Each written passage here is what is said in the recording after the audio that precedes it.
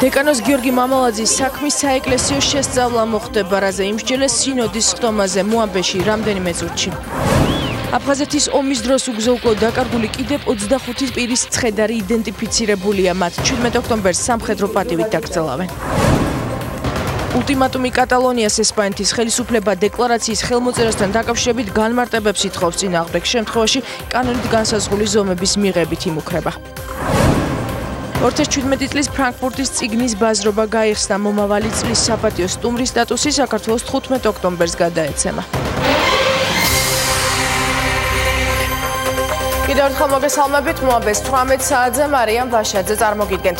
აფხაზეთის ომის დროს უგზო-უკვლოდ დაკარგულ კიდევ 25 პირს, რომელთა ნეშტით საქართველოს კონტროლებად ტერიტორიაზე უკვე გადმოასვენეს 17 ოქტომბერს დიღმის მათთა სასაფლაოზე სამხედრო პატივით დაკრძალავენ. მანამდე კი 16 ოქტომბერს სამოქალაქო პანაშვიდის სამების საკათედრო ტაძარში გაიმართება. აფხაზეთის ომში დაღუპული გმირების ოჯახის წევრებს დღეს ტოლთე და განსახლების სამინისტროში სოზარ სუბარი შეხვდა. გურამ როგავა განაცობს თემას პირდაპირ ეთერში. გურამ გისმენთ. მართალია შეხვედრა მედიისთვის დახურული იყო, ჩვენ მხოლოდ რამდენიმე წუთით ვიმყოფებოდით ამ შეხვედრაზე, სადაც სოზარ სუბარის მისასალმებელი სიტყვა ჩავიწერეთ. შეხვედრის მსვლელობისას დაიგეგმა საორგანიზაციო საკითხები, მოგვიანებით კი ჩვენ იმ ადამიანებს ვესაუბრეთ, რომელთა ოჯახის წევრებიც ამ დრომდე ითვლებოდნენ უგზო-უკვლოდ დაკარგულებად, თუმცა ამ დროისთვის უკვე ისინი იაშტუხაში, სწორედ ამ სოფელში აღმოაჩინეს ოკუპირებული აფხაზეთის ტერიტორიაზე და ისინი დნმ-ის ანალიზის შედეგად უკვე იდენტიფიცირებული არიან. შესაბამისად, დღეს ოჯახის წევრები ამბობდნენ, რომ ეს არის ერთის მხრივ ტრაგედია მათთვის, თუმცა მეორეს მხრივ სასიხარულო ფაქტი ის, რომ მათ უკვე დღეიდან ექნებათ საფლავები. ყველაფერი განახდა ის უბედურება და ის დიდი ტკივილი ჩემ ოჯახში რაც ამ წლების განმავლობაში მოველოდი და შეიძლება ასე თქვას ეს ტკივნეული გადავიდა ეს სიხარულად იქცა ყველაფერად რა. პირდაპირ გეტყვით, რომ ბედნიერი ვარ, რომ შემეძლება მამის საფლავზე მისვლა და სანთლის დაანთება და ელემენტარულად ბრწყინვალე ათღრუმის დღესასწაულზეც მისვლა. ეს არის დიდი ბედნიერება. მთელი ეს წლები ალბათ ყველოვე განსაკუთრებით ჩვენი ოჯახში იყო უმძიმესი წლები, იმიტომ რომ არ ვიცოდით სად არის მისი ნეშტი, სად არის ის, სად განისვენებდა ის. ამიტომ დღეს ეს უნიშნულოვანესია ჩვენთვის ეს დღე, რომ ჩვენ უკვე ვიცით, ჩვენ უკვე შეგვიძლია მივიდეთ, პატივი მივაგოთ მის ნეშტს და მის სულს. არშაველს შენგელია იყო ბატონი ჟიული შარტავას თანაშემწე და რაც არ უნდა ირონიულად ჟღერდეს კონფლიქტების მოგვარების საკითხებში. ძალიან კარგად აქვს დანახი და ვიცი ის ბოლო დღეები, ბოლო წუთები, როცა ის გამოიყვანეს და მიკროავტობუსებში ჩააჯინეს. ჩემის აზრით ეს ადამიანი გმირია. საქართველოს მთავრობამ დააფასა ის გორგასლის ორდენის მფლობელია და არ ვიცი ალბათ ესეთი ადამიანები რო არსებობენ და მათი გმირული სარციელები რო არა, ალბათ ჩვენი ერიც და სამშობლოც არ იარსებებდა. როგორც მოისმინეთ, იაშტუხაში იპოვეს სწორედ სამარხში ნეშტები და როგორც ქართული მხარე ვარაუდობს, ნეშტების ამოცნობა კვლავ გაგრძელდება და მომდენო 5 წლის განმავლობაში ასეთია გეგმა, რომ სრულად იქნას ინფორმაცია მოძიებული. ქართული მხარე მოუწოდებს ყველა პირს, ვისაც აქვს გარკვეული ცნობები ამის თაობაზე, რომ მიაწოდონ ეს ცნობები წითელ ჯვარს და კონფიდენციალურობა ამ შემთხვევაში მაქსიმალურად იქნება დაცული. დღეს ჩვენ ვესაუბრეთ ასევე ტოლთა მინისტრს სოზარ სუბარი აცხადებს, რომ თავდაპირველად ქართულ მხარეს სულ სხვა ადგილმდებარეობის შესახებ ჰქონდა ინფორმაცია, თუმცა ექსპერტებმა ეს მიწის მონაკვეთი შეისწავლეს და მისი სკანირების შედეგად დადგინდა, რომ იმ მომენტისთვის ამ მიწის ფართობზე არ იყო არანაირი ნეშტი აღმოჩენილი, თუმცა იყო გარკვეული დასკვნა იმის შესახებ, რომ შესაძლოა ადრე სწორედ ამ ფართობზე ყოფილიყო გარკვეული სამარხი. ეს ყველაფერი კი იძლევა შესაბამისად ეჭვის საფუძველს, რომ შესაძლოა ნეშტები გადაასვენეს. ქონდა ჩვენ ინფორმაცია მათი დასვენების დასასვენებელი ადგილის შესახებ აბსოლუტურად სხვა ადგილას, როდესაც ჩატარდა ექსპერტიზა დაადგინეს მიწის სკანირების შედეგად, რომ იმ ადგილას არავინ არ იყო დასვენებული, არც ერთი ნეშტის ნაწილი იქ არ იყო დარჩენილი, თუმცა ასევე გვითხრეს, რომ ეს ადგილი ნამდვილად თავის დროზე როგორც ჩანს იყო სამარხი, იმიტომ რომ მიწის სტრუქტურა ისეთი იყო, რომელიც იძლეოდა საშუალებას გვეთქვა, რომ აქ ოდესღაც იყო სამარხი, რომელიც მე კიდევ ერთხელ თხარა და მოხდა გადასვენება. ამის შემდეგ გავაგრძელებთ მუშაობა, უკვე ძალიან რთული იყო ქართული მხარიდან ინფორმაციის მოპოვება, თუმცა აქ ძალიან დაგვეხმარენ და მხარში დაგვიდგნენ ჩვენი კოლეგები სოხუმიდან, კომისიის წევრები. იდენტიფიცირებულ ნეშტებს შორის არიან მინისტრთა საბჭოს წევრები, მებრძოლები, ასევე ერთ-ერთი არის სამოქალაქო პირი და დღეს ჩვენ ასევე შევიტყვეთ იმის შესახებ, რომ ოჯახის წევრთა ნაწილს წლების განმავლობაში ჰქონდა იმედი, რომ მათი ოჯახის წევრები იყვნენ ცოცხლები. დღეს ჩვენ ვესაუბრეთ არაერთ მათგანს და მათი ისტორიებს 8 საათზე მოვისმენთ. არის შემთხვევები, როცა წლების განმავლობაში ოჯახის წევრები საკუთარ, ასე ვთქვათ, ახლობლებს უგზავნიდნენ ოკუპირებულ ტერიტორიებზე მედიკამენტებს იმ იმედით, რომ ეს მედიკამენტები მათ გადაეცემოდათ, თუმცა მოგვიანებით გაირკვა, რომ ეს იყო სიცრუე. ჩვენ 8-ზე გიამბობთ ამის შესახებ უფრო ცვლად. მადლობ გურამ, ეს გურამ როგავა იყო. აფხაზეთის ომის დროს უგზო-კლოდ დაკარგული 25 პირის ცხედრის იდენტიფიცირების შესახებ განცხადება პრემიერმა მთავრობის ხდომაზე გააკეთა. 25 პირს შორის გურამ გაბესკირია და მამე ალასანიეც არიან. პრემიერმა ასევე მოუწოდა ყველას, ვინც ფლობს რამე სახის ინფორმაციას დაკარგულების შესახებ, მიაწოდოს წითელი ჯვრის საერთაშორისო კომიტეტს. მინდა ვთხოვო და მოუწოდო ყველა იმ პირს, ვისაც გააჩნია რაიმე სახის ინფორმაცია, რომ ინფორმაცია მიაწოდონ წითელი ჯვრის საერთაშორისო კომიტეტს. ეს არის ორგანიზაცია, რომელსაც გააჩნია სრული უფლება, რომ შეინახოს იმ ინფორმაციის კონფიდენციალურობა და დაიცვას წყაროს კონფიდენციალურობა, რა ინფორმაციასაც ისინი მიიღებენ. რუსეთის აგრარული საქმეთა მინისტრის მოადგილე გრიგორი კარასინი საქართველოს მოუწოდებს შეასრულოს 2011 წლის შეთანხმება ვაჭრობის მონიტორინგის შესახებ. ამის შესახებ კარასინმა რუსულ სააგენტო რია ნოვოსტისთვის მიცემულ ინტერვიუში განაცხადა. ჟურნალისტის კითხვაზე, როდის ამოქმედება აფხაზეთისა და ცხინვალის რეგიონის გავლით ტვირთების ტრანზიტი, კარასინმა უპასუხა, რომ ამ კითხვების ადრესატი ქართული მხარე უნდა იყოს. კარასინის განცხადებას ოფიციალური თბილისი ეხმაურება. ქედევან ციხელაშვილის თქმით, ქართულ მხარის ყველა ვალდებულება შესრულებული აქვს და პროცესის დასაჩქარებლად საჭიროა რუსული მხარის მიერ შემხვედრი ნაბიჯები. ჩემთვის გაუგებარია ამ განცხადების შინაარსი ან კონტექსტი რაიმე, ასე ვთქვათ, რაციონალურ მიზეზთან იყოს დაკავშირებული. ცალსახად გიდასტურებთ, რომ ქართულ მხარეს თავისი ვალდებულებები აქვს შესრულებული და პროცესის დაჩქარებისათვის საჭიროა რუსული მხარის შემხვედრი ნაბიჯები, გაფორმებული მემორანდუმის შეთანხმების ფარგლებში და იმ პირობების დაცვით, რომელიც 2011 წელს იქნა მიღებული. როდესაც მათ ოკუპაციის შემდგომ შეცვალეს რეალური ვითარება ადგილზე, ბუნებრივია, რომ შვეიცარიულ კომპანიასთან ერთად მათ უნდა აკონტროლონ ეს ტვირთბრუნვა.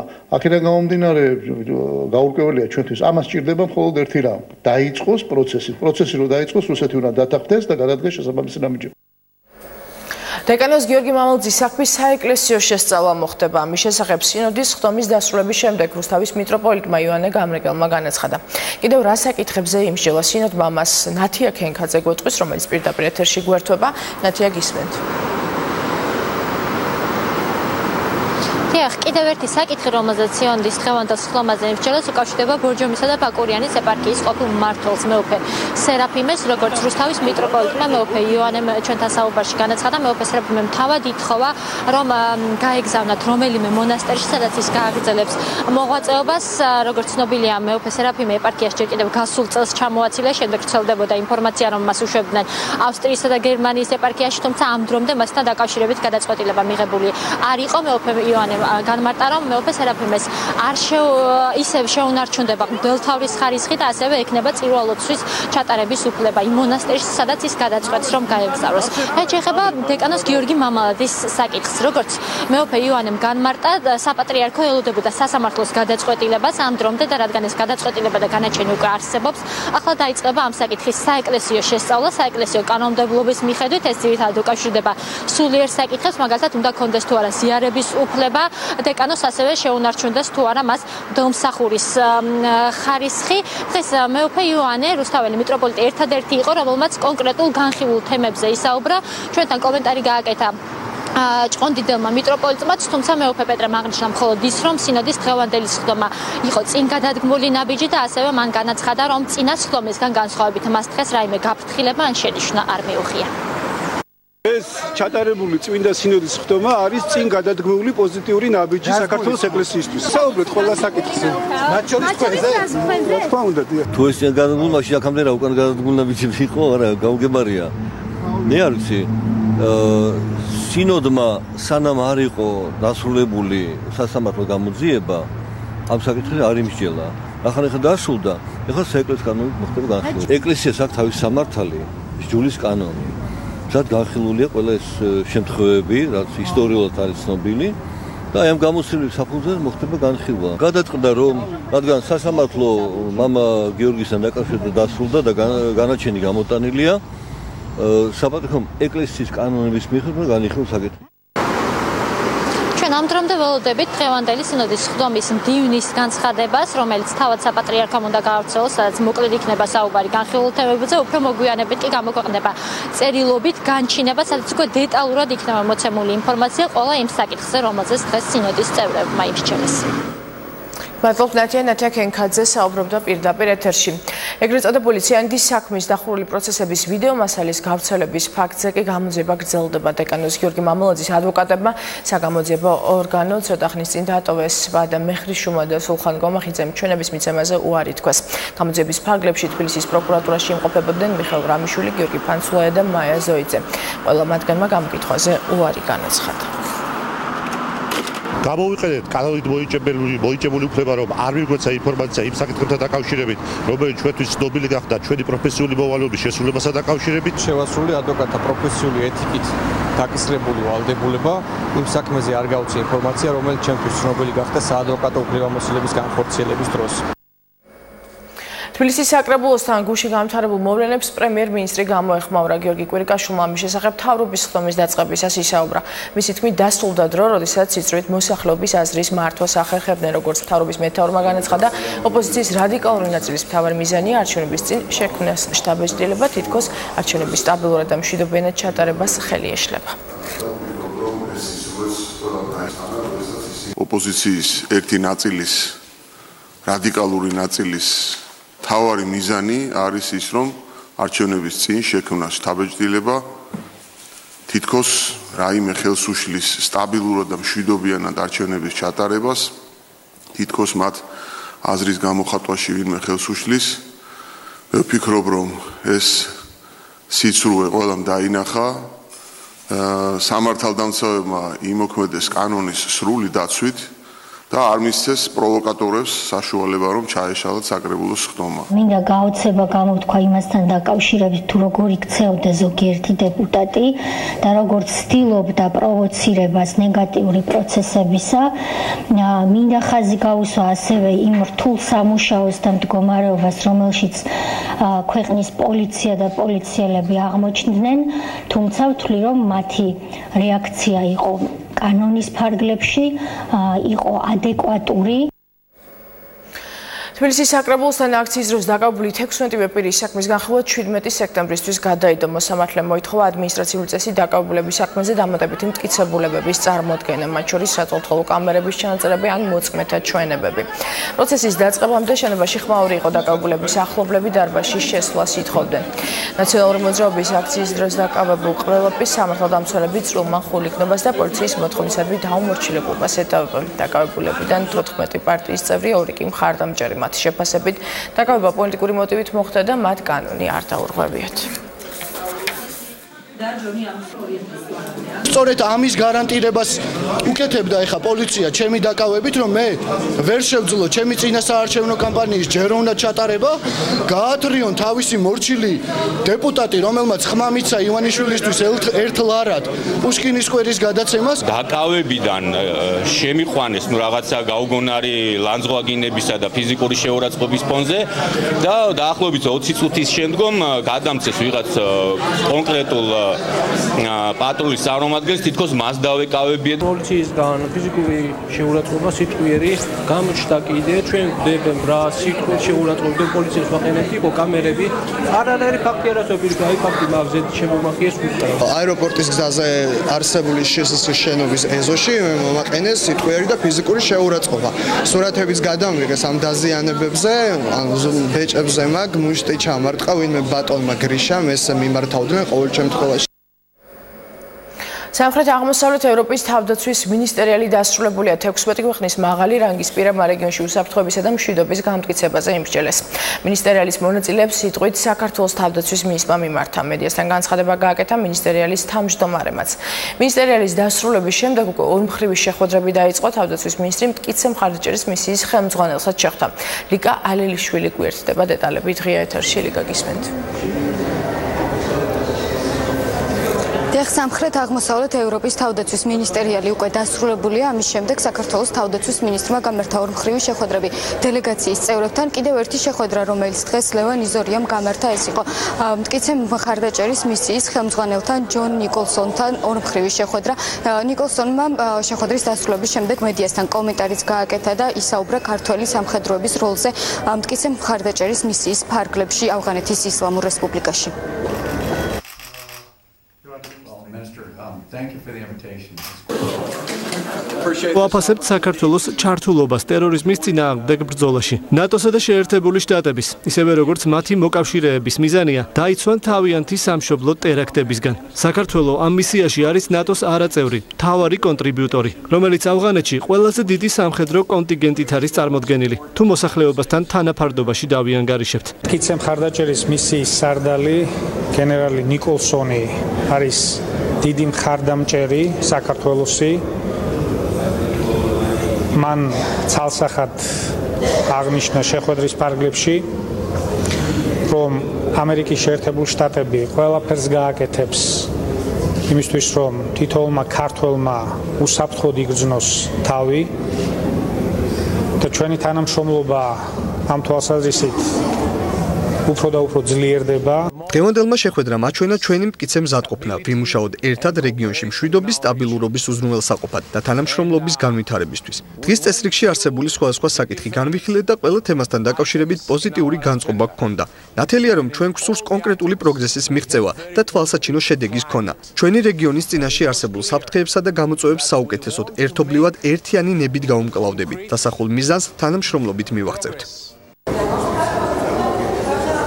საქართველოში ახლა ნატოს სპეციალურ წარმომადგენელს კავკასიაში ჯეიმს აპატურაის ელოდებიან. ის ბათუმის საერთაშორისო აეროპორტში რამდენიმე წუთში დაეშობა. ჯეიმს აპატურაი ხვალ უკვე საქართველოს თავდაცვისა და უსაფრთხოების კონფერენციას შეუერთდება და ესწრება და როგორც ჩვენთვის ცნობილია, აპატურაი შეხვედრებს გამართავს როგორც საქართველოს პრემიერ-მინისტრთან, ასევე პრეზიდენტთანაც. მადლობთ ლიკა ალელიშვილი საუბრობდა პირდაპირ ეთერში. თბილისში საქართველოს ევროკავშირის უსაფრთხოების საკითხებზე მაღალი დონის სტრატეგიული დიალოგის პირველი შეხვედრა გაიმართა. დიალოგის ფარგლებში განიხილეს უსაფრთხოების თემებზე ევროკავშირთან თანამშრომლობის საკითხები, მათ შორის კონფლიქტის მშვიდობიანი გადაწყვეტის პროცესში ევროკავშირის ჩართულობა, ევროკავშირის ერთიანი საგარეო და უსაფრთხოების პოლიტიკის და ერთიანი უსაფრთხოების და თავდაცვის პოლიტიკის ფარგლებში თანამშრომლობა, ჰიბრიდული საფრთხეები და კიბერუსაფრთხოება. საქართველოს ევროკავშირის შორის უსაფრთხოების საკითხებზე მაღალი დონის სტრატეგიული დიალოგის დაწყება დღეს პრემიერმა შეაფასა.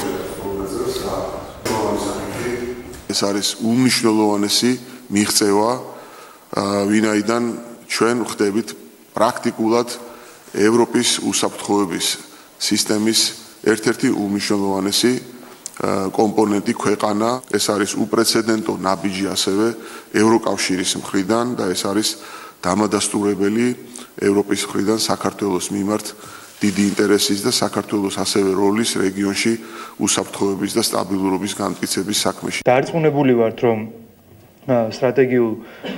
სტრატეგიული უსაფრთხოების საკითხებზე ევროკავშირი საქართველოს რეგულარული დიალოგი და ასოცირების საბჭოს ფორმატში თანამშრომლობა უზრუნველყოფს უსაფრთხოების გამზომილებაში უფრო მჭიდრო ინტეგრაციის შესაძლებლობებს ევროკავშირთან. ლადო ჭანტურია ევროსასამართლოში მოვალეობის შესრულება 3 თვეში შეუდგება. არჩევის შემდეგ პირველი ექსკლუზიური ინტერვიუ მან მოამბეს მისცა. ჭანტურია მადლობას უხდის ყველა გულშემატკივარს და აცხადებს, რომ აღნიშნული უდიდესი პასუხისგებლობაა. ქეთი ქარდავა განავრცობს თემას. საქართველოს წარდგინები და ადამიანის უფლებათა ევროპულ სასამართლოში არჩეული მოსამართლე ლადო ჭანტურია მეორე დღეა რაც მილოცვებს იღებს. ერთ-ერთი პირველი, ვინც მას წარმატება მიულოცა, იყო ამ სასამართლოს თავმჯდომარე. მათ შორის შეხვედრა რამდენიმე დღეში შედგება. მოვალეობის შესრულებას კი ლადო ჭანტურია იანვრიდან დაიწყებს ფიცის დადების შემდეგ. ლადო ჭანტურიას ჩვენ ფრანკფურტში შევხვდით, სადაც საქართველოს ელჩი გერმანიაში წიგნების ბაზრობას ესწრება. ამბობს, რომ იწყება ამ ახალი ეტაპით მისთვის ყველაზე საინტერესო პროფესიული თვალსაზრისით 9 წელი, რომელიც დატვირთული იქნება დიდი პასუხისმგებლობით, რაც როგორც თავად აცხადებს, დიდი რუდუნებით უნდა ატაროს. პასუხისმგებლობით დატვირთულია იმის გამო, როგორც ლადო ჭანტურია მოამბესთან ამბობს, რომ ეს ეხება ადამიანის უფლებებს და ევროპის ერთ-ერთ ყველაზე ავტორიტეტულ სასამართლოს. კონკრეტულ საქმეებთან დაკავშირებით ლადო ჭანტურია არ საუბრობს, ამბობს, რომ დღესდღეობით ევროპულ სასამართლოს განსახილველი აქვს 80,000 საქმე. ყველაზე მეტი უკრაინიდან, რუსეთიდან და თურქეთიდან. ლადო ჭანტურია ევროპული საბჭოს მოსამართლედ გუშინ საპარლამენტო ასამბლეამ ხმათა უმრავლესობით დაამტკიცა. ის შეანაცვლებს წოწორიას, წოწორია ჭანტურიას სტუდენტი გახლდათ. ქეთი ქარდავა საუბრობდა მოამბის ეთერში. 2018 წლის ბიუჯეტის პროექტის სიღარიბის ბიუჯეტი აცხადებს რომან გოცირიძემ. მთავარ ფინანსურ დოკუმენტზე დღეს დარგობრივი ეკონომიკის კომიტეტის ხდომაზე იმსჯელეს. ნაციონალური მოძრაობის წევრმა ლარის გაუფასურების რისკზეც ისაუბრა და აღნიშნა, რომ წინა ხელისუფლების პირობებში ეროვნული ვალუტა სტაბილური იყო. უმრავლესობის წევრმა ლევან კობერიძემ კი გოცირიძეს ურჩია ეკონომიკაზე საერთოდ არ ისაუბროს. კობერიძის თქმით, უმუშევრობა და სიღარიბე ნაციონალური მოძრაობის ხელისუფლებაში ყოფნის დროს მაღალი იყო. ისეთი გამონათებები, როდესაც ჩვენ წინ ადამიანები ჯამში გვაქვს 2 წელია პენსია არ გაზდია პენსიონერებს. ეს შემთხვევაში თქვენი ისტორიიდან გამომდინარე საერთოდ არ ვილაპარაკეთ ქვეყნის ეკონომიკაზე. თქვენ შემთხვევაში ეროვნული ბანკი ფაქტურად თავზე გადაგახიეს თავის დროზე და საერთოდ არ ვილაპარაკებთ თქვენ შემთხვევაში საერთოდ ქვეყნის ეკონომიკურ პარამეტრებზე. ზამთრის დადგომისას თქვენ ამბობთ, რომ სეზონურად ლარი უფასურდებოდა. 9 წლის განმავლობაში არასდროს ზამთარში ლარი არ გაუფასურებულა. გარი იყო თუ ავდარი, ლარი იყო მაგარი. ჩემო კარგებო. აი ამაშია საქმე და მაშინ ვიყავი მე ეროვნული ბანკის პრეზიდენტი. აზიური ფაროსანას წინააღმდეგ ღონისძიებებისთვის 2018 წლის ბიუჯეტში ამ ეტაპზე 4 მილიონი ლარია გათვალისწინებული. პარალელურად გრძელდება მუშაობა დონორებთან და იმ ქვეყნებთან, რომლებსაც მამნებელთა ბრძოლის კუთხით გამოცდილება დაუგროვდათ. თემაზე დღეს პარლამენტში ფინანსთა და სოფლის მეურნეობის სამინისტროების წარმომადგენლებმა ისაუბრეს. ოპოზიციაში ფიქრობენ, რომ ბიუჯეტიდან მოსახლეობამ შესაბამისი კომპენსაცია უნდა მიიღოს. ხელისუფლების ოპონენტები მთავრობას მეტი აქტიურობისკენ მოუწოდებენ.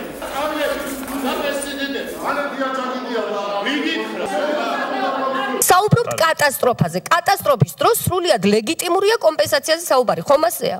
დემაგოგობთ, ახლა არ გაპატიებთ ამას. არა, არ გათქმევინებთ ახლა ამას. არ გათქმევინებთ ახლა ამას. ზუგდიდში არ არის ხილი. 1 კილო ხილი არ აქვს ზუგდიდის მოსახლეობას. დემაგოგო, სიცხვილია უბრალოდ. შემოგესევათ ეს მოსახლეობა ფაროსანასავით თქვენ. მუშაობთ, იქავართ, ეხლაც იქავართ, ემწუჩიც იქავართ, ემწუჩიც უხსნით. ეს პრობლემა არის იტალიის პრობლემა, ავსტრიის პრობლემა, შვეიცარიის პრობლემა, ამერიკის პრობლემა. დღეს ვკითხულობდი, შემოვიყვანოთ კრაზანა. ის კრაზანას ვერ ბედავს ამერიკამ რომ შეიყვანოს, იმიტომ რომ არ იცის როგორ მოიქცევა და რას გაანადგურებს. შეიძლება საერთოდ ყველაფერი გაგვინადგუროს. დეპოზიტების სავალდებულო დაზღვევის სისტემა საქართველოში 2018 წლის 1 იანვრიდან ამოქმედება. შესაბამისი კანონი უკვე მიღებულია და სააგენტოც რამდენიმე დღეა შეიქმნა. კანონმდებლობის მიხედვით კომერციული ბანკები ვალდებულები არიან 5,000 ლარის ოდენობის დეპოზიტები დაასვიან, რაც ნიშნავს იმას, რომ თუ კი ბანკები გაკოდრების წინაშე აღმოჩნდებიან 5,000 ლარამდე თანხას მომხმარებელს დეპოზიტების დაზღვევის სააგენტო აუნაზღაურებს. მარიამ ბერძენიშვილი განაცხადებს თემას პირდაპირ ეთერში. მარიამ, გისმენთ. დეპოზიტების დაზღვევის შესახებ კანონი, რომელიც პარლამენტმა ჯერ კიდევ გაზაფხულზე დაამტკიცა, საფინანსო სექტორს ავალდებულებს ფიზიკური პირების მიერ ბანკებში ნებისმიერ ვალუტაში განთავსებული დეპოზიტი დააზღვიოს. ლიმიტი 5,000 ლარია. ანუ იმ შემთხვევაში, თუ კი საქართველოში არსებულ რომელიმე ბანკს გაკოტრების საფრთხე შეექმნა, დაზღვეულ 5,000 ლარს დეპოზიტების დაზღვევის სააგენტო აანაზღაურებს. თუმცა ისმის კითხვა, რატომ მაინც და მაინც 5,000 ლარი და არსებობს თუ არა დარჩენილი თანხის დაკარგვის საფრთხე. კვლევა მაჩვენა, რომ ადამიანების უდიდეს ნაწილს სწორედ 5,000 ლარამდე დეპოზიტი აქვს ბანკში განთავსებული, მაგრამ სააგენტოში დარჩენილი თანხის დაკარგვის რისკსაც გამორიცხავენ. ამას კი იმით ხსნიან, რომ ეროვნულ ბანკს კომერციულ ბანკებზე ზედამხედველობის საკმაოდ მკაცრი სისტემა აქვს. ვისგან არის დაკომპლექტებული დეპოზიტების დაზღვევის სააგენტო, საიდან ფინანსდება და ვის წინაშეა ის ანგარიშვალდებული, ამის შესახებ უკვე ჩვენს მთავარ გამოშვებაში კი ამბობთ. გვაძლევთ მარიამ, ეს მარიამ ბერძენიშვილი იყო. ლეიბორისტული პარტიის ლიდერი გიორგი გუგავას პოლიტიკურ დებატებში მონაწილეობაზე ტელეკომპანია იმედის უარს ეხმაურება. მშალვა ნათელაშვილის განცხადებით, მისი კანდიდატი გადაცემაში მიზანმიმართულად არ დაპატიჟეს, რადგან ივანიშვილს ლეიბორისტული პარტიის ეშინია. პარტიის ლიდერი კახა კალაძეს გუგავასთან პირისპირ დებატებში იწვევს. ტელეკომპანია იმედში მოხდა სოფლიო პოლიტდებატების ისტორიაში უპრეცედენტო შემთხვევა, როდესაც დებატებიდან მოხსნილი იქნა ყველაზე რეიტინგული მერობის კანდიდატი ლეიბორისტული პარტიიდან გიორგი გუგავა. სამწუხაროდ დადასტურდა, რომ ბადრი პატარკაციშვილის სიკვდილი ყველაზე მეტად აწყობდათ მის ქვრივს და ამ ქვრივის ბიზნეს პარტნიორ რუხაძეს, რომელიც ტელეკომპანია იმედის დირექტორი. შენების მოძრაობის გორის მერობის კანდიდატი და მოქმედი გამგებელი მართლ პარტიას მოუწოდებს პროვოკაციული ქმედებებისგან თავი შეიკავონ. დავით ონიაშვილის ინფორმაციით, ქართული ოცნება სოფლების მაჟორიტარ დეპუტატებთან ერთად პერიოდულად მოქმედი გამგებლის წინააღმდეგ აქციებს მართავს. ის მეჯვისხევის თემში მაჟორიტარ დეპუტატს ექსო ბუჯიაშვილსა და ქვახრელის აქციის დროს დაკავებულ მაჟორიტარს დავით ადოაშვილს ამ აქციების ინიციატორებად ასახელებს და ადმინისტრაციული რესურსის გამოყენებაზე საუბრობს. დავით ონიაშვილის მინდა მიმართო გორის მოსახლეობას, ჩვენ ღირსეულად ჩავატარებთ არჩევნებს, შევინარჩუნოთ მაქსიმალური სიმშვიდე და ასეთ აქციებს, ასეთ პროვოკაციებს მართველი გუნდის მიერ დაგეგმვის, რომლის ქმედებაც უკვე 3 წელია მხოლოდ და მხოლოდ უარყოფით კონტექსტში გამოისახება, არ წამოეგნონ.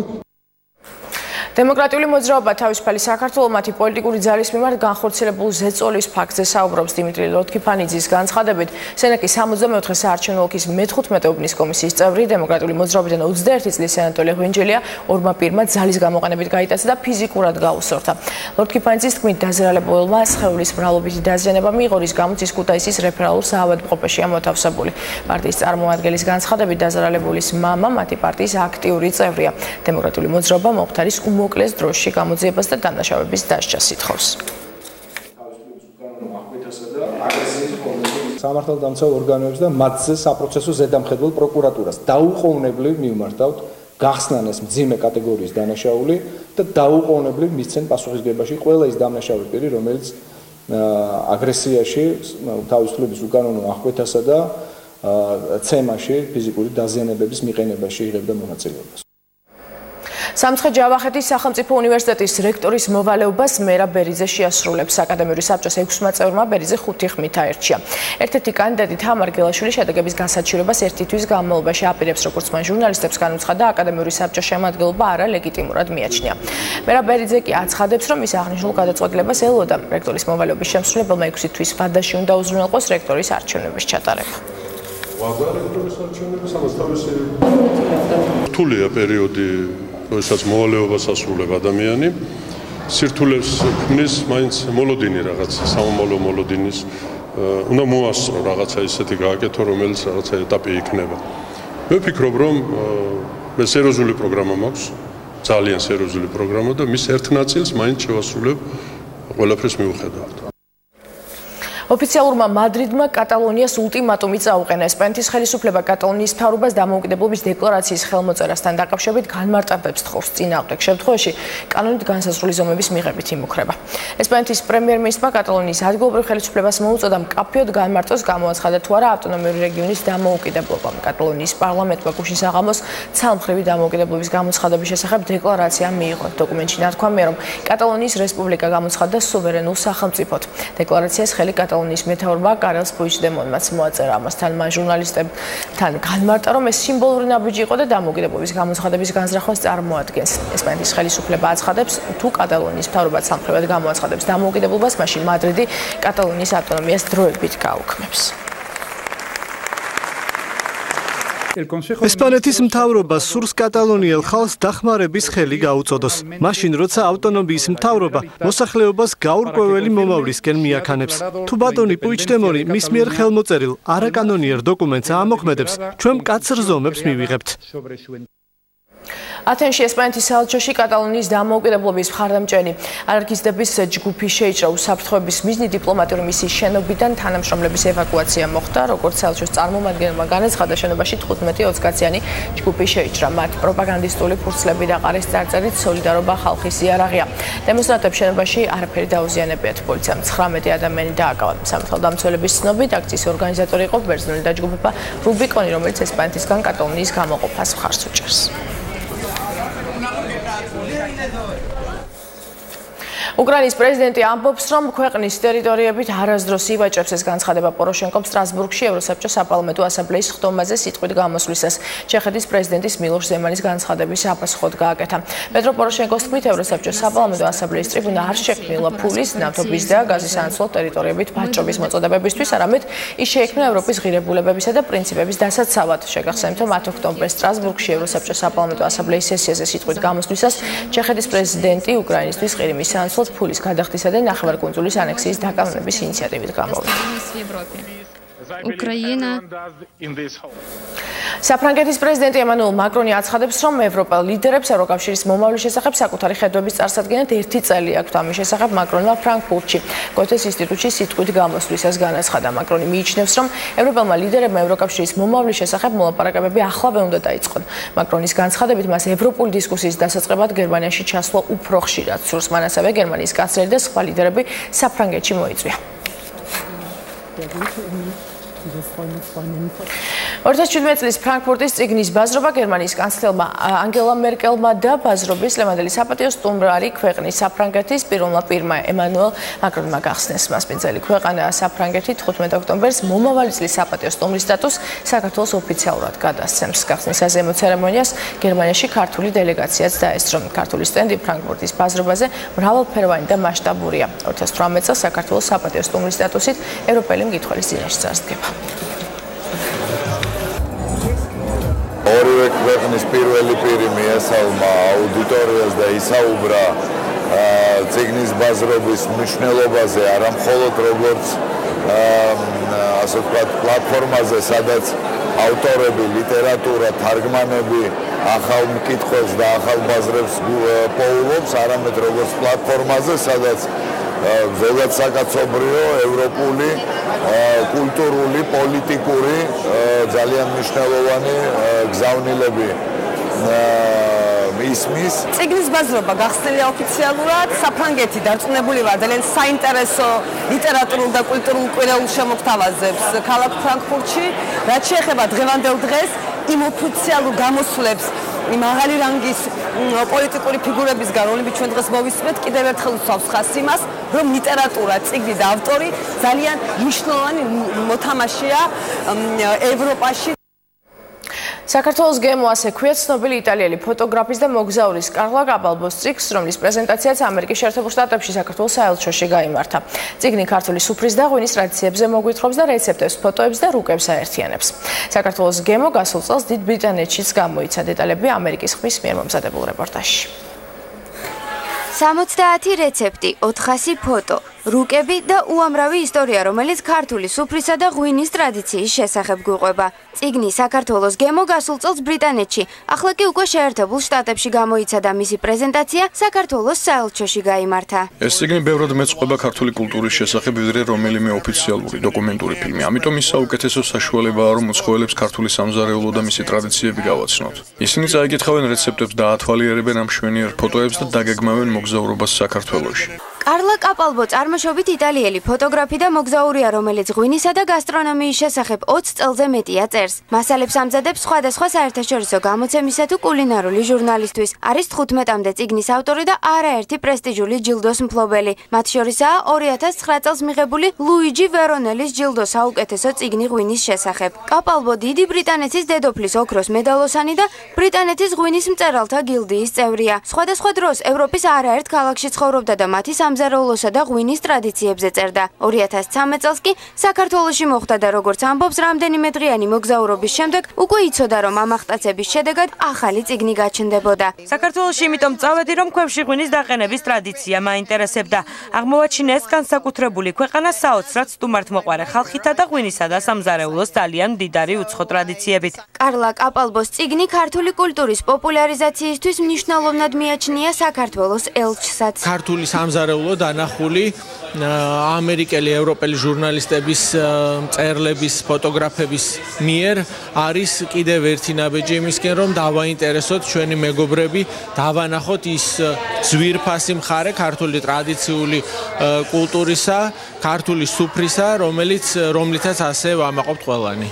კაპალბო, რომელსაც რეცენზიებში გასტრონომ ბოშად მოიხსენიებენ, წიგნზე 2 წელზე მეტხანს მუშაობდა. საქართველოს სხვადასხვა კუთხეში არაერთხელ იმოგზაურა და ამბობს, რომ ქვეყანას გასტრონომიული ტურიზმის უდიდესი პოტენციალი აქვს. ეკა მაღალდაძე, ამერიკის ხმა, ვაშინგტონი.